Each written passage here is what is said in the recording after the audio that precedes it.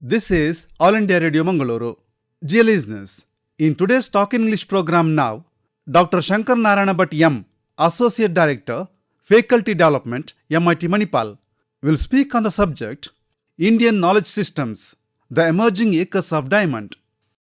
India is one of the oldest civilizations in the world with a strong connection to its past. Most of the Indian knowledge is still a part of our everyday life in the ways of worship, rituals, and ceremonies.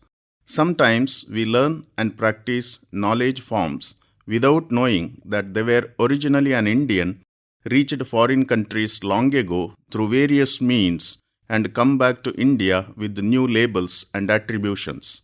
We all know that when it comes to spiritual aspects, such as the meaning and purpose of our existence and to the eternal truth in life and living, it is the Indian knowledge that is referred even today by anyone in the world. At the same time, it is also a matter of fact that there are many more well-developed knowledge systems in India addressing various aspects concerned with the civil society and materialistic life. In this 21st century, when we seek knowledge and formal education, we look for universities with world rankings. The foreign universities with the higher ranking and reputation will obviously the most preferred choice. But it is interesting to know that as early as in the 8th century BC, India was the preferred destination for higher education for the international community. The university system in India was fully developed, employed the innovative practices we talk about today, and educated the deserving students with their choice from a wide range of disciplines.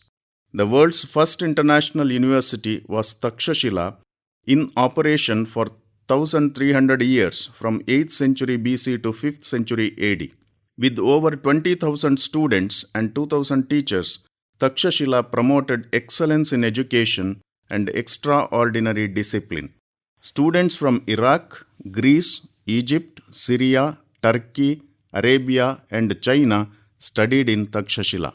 The university symbolized the abiding ideals of solid and deep-rooted respect for teachers, freedom of thought, and was a seat for a variety of fields of studies such as Vedas, grammar, philosophy, Ayurveda, agriculture, surgery, politics, warfare, mathematics, astronomy, astrology, commerce, 18 different art forms such as music, dance, fine arts, etc.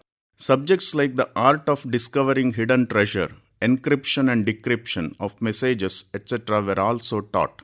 Charaka and Jivaka, the famous ancient physicians, Panini, the great Sanskrit grammarian and author of Ashtadhyayi, Chandragupta Maurya, the founder of the Maurya Empire, Chanakya, the author of Arthashastra, Vishnu Sharma, the author of Panchatantra, were some of the distinguished alumni of Takshashila, which speaks volumes about the quality of education delivered. Nalanda was another ancient center of higher education in India. It was in operation from 5th to 12th century AD. Nalanda housed more than 2,000 teachers and 10,000 students and scholars from Korea, Tibet, China, Japan, Central Asia, Persia, Greece, and Greater Iran. The university was an architectural masterpiece with excellent infrastructure and amenities. One of the highlights of Nalanda was its well-equipped library with over 9 million manuscripts housed in 3 multi-story buildings named Ratnasagara, Ratnaranjaka, and Ratnodadhi. The great astronomer and mathematician Aryabhata was the head of the university at some point of time. The other universities were Vallabhi, Vikramashila, Jagaddala, Somapura, Odantapuri, and so on. The Indian universities of yore were universities in the real sense, as they offered all courses at the level of degree, post-graduation, and research. Apart from being residential universities, they were also truly international. They received public funding and had a corporate form of governance. Vallabhi, for instance, focused on women education. All universities enjoyed academic autonomy and set high standards for admission with multiple levels of tests and interviews. Sounds like something very familiar. What we look for in the modern universities was practiced 2500 years ago in India. What made India the most preferred destination for knowledge seekers and to pursue education by the international community in those days? Is it possible to have such a high reputation without having real knowledge to share? If one says it is only Vedas and spiritual texts, it's far from the truth. There was a wide variety of knowledge available for everyone. Language, philosophy, art, science, technology, mathematics, astronomy, building construction and architecture, textile, metallurgy, healthcare, management, economics, political science, entertainment, defense, all sectors flourished with original indigenous research in the pre-colonial and pre-Mughal period. Some of them are part and parcel of our life even today. The magnificent temple architectures, for instance, are living examples.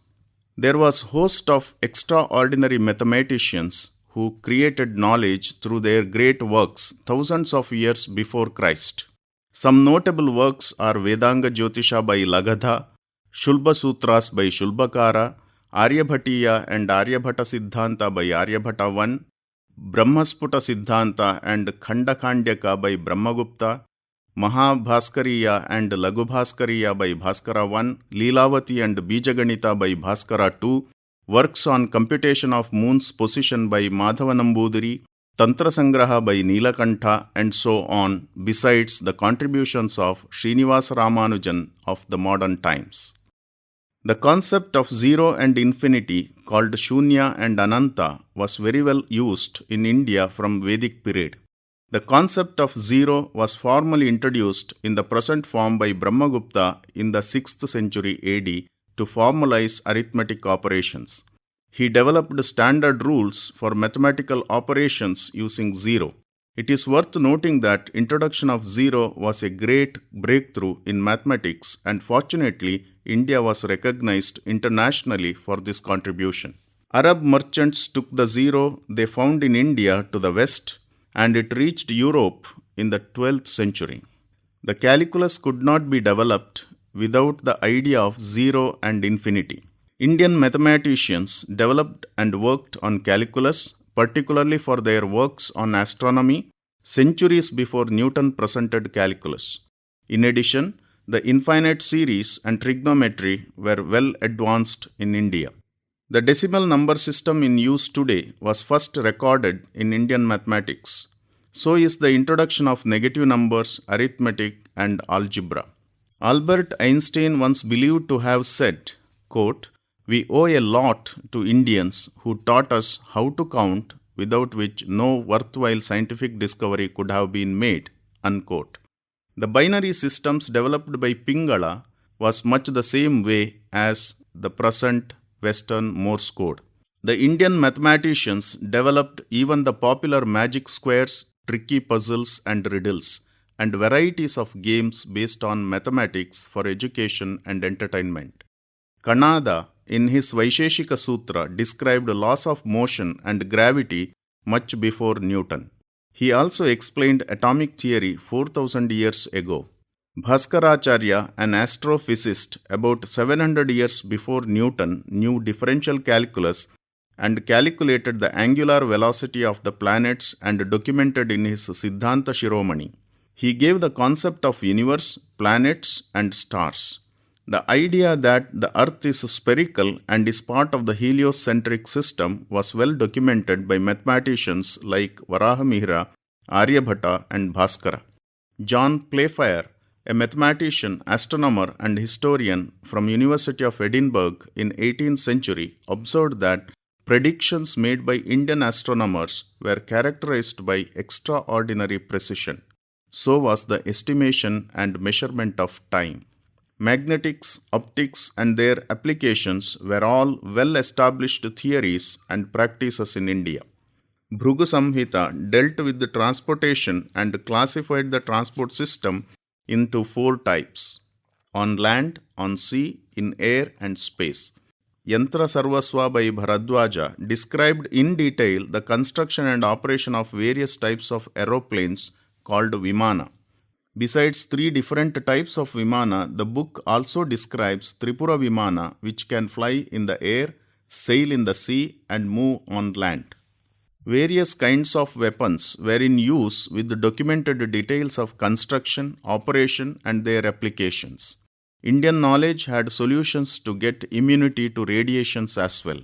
Ayurveda is a well-known form of medicine and is practiced even today.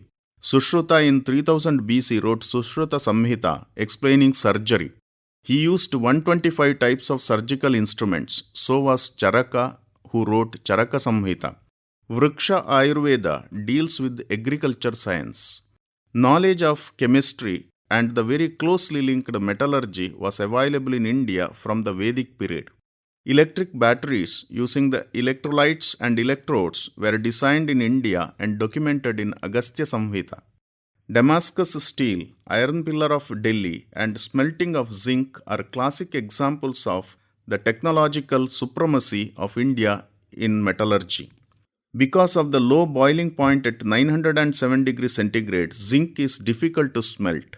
The process used for distillation of zinc in India is unique because it is designed based on downward distillation and was called Tiryakpatna Yantra, which means distillation by descending. Each distillation unit had two parts, a lower condensing chamber and an upper main furnace chamber. The technology went to China from India and then to Europe, where it was patented in 1738. Several Indian alchemical works such as Rasatantra Samuchaya, Rasaratnakara and Rasaprakasha Sudhakara are available. The Rasaratnakara, which was compiled in its present form in the 7th century AD, is ascribed to Nagarjuna, the great Indian scientist. With the students of international origin, historians from abroad, international travelers and traders visited India, it is no wonder that the great Indian knowledge reached other countries and developed in their land. The ancient Indian civilization indeed had a profound impact on the world. Besides the Vedic wisdom, the science-based practices and knowledge from ancient India is relevant even in this modern world. Moreover, Indian knowledge and heritage is full of treasures which is worth learning and practicing. While we may find solutions to many of world's problems through the Indian knowledge systems, it also provides ample of opportunities for multidisciplinary research. Taking cognizance of the fact the Indian knowledge systems, an innovative cell established by the Ministry of Education at All India Council for Technical Education, New Delhi, in October 2020 for promoting interdisciplinary research on all aspects of Indian knowledge systems and to spread the rich heritage and traditional knowledge of our country to all possible areas of national development. IITs have taken the lead role in establishing centers for education and research in Indian knowledge systems. The National Education Policy NEP 2020 has recommended and provided a clear trajectory for imparting Indian knowledge systems in the higher education curriculum. Indian knowledge systems have the potential to enable the students to bridge the gap between traditional and modern education system by providing them with an opportunity to reconnect with the past, build a holistic scientific temper, and utilize it for carrying multidisciplinary research and innovation. NEP 2020 also advocates education in mother tongue. This not only helps improve the comprehension but also helps open the door of this great treasure. Let me narrate a story of an African farmer who happened to know that some of his fellow farmers discovered diamonds on their land and became rich beyond their wildest imagination. In pursuit of wealth, the farmer sold his farm and ended up spending his rest of the life searching for lands far and wide in the African continent. Eventually, the farmer became old, depressed, and ended his life. On the other hand, the person who bought his land, another farmer, one day accidentally discovered a sparkling small stone by the side of stream in his land. Later, through his friend, he came to know that it is indeed a diamond. That farm eventually became one of the largest diamond mines in the world. Had the farmer who sold the land known how to identify and look for diamonds, he would have had the fortune he so desperately wanted in his own land. We are all standing among our own acres of diamonds in this great country. Unable to identify the precious diamonds, we spend time and energy searching for it elsewhere. It is high time that we recognize this treasure and utilize for further developments in every discipline as per one's passion and choice.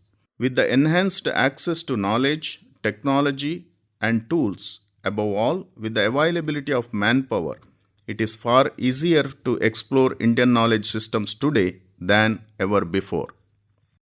Dear listeners, you have just heard a speech, Indian Knowledge Systems, The Emerging Acres of Diamond, by Dr. Shankaranarayana Bhat M. This talk came to you from the studios of All India Radio Mangaluru.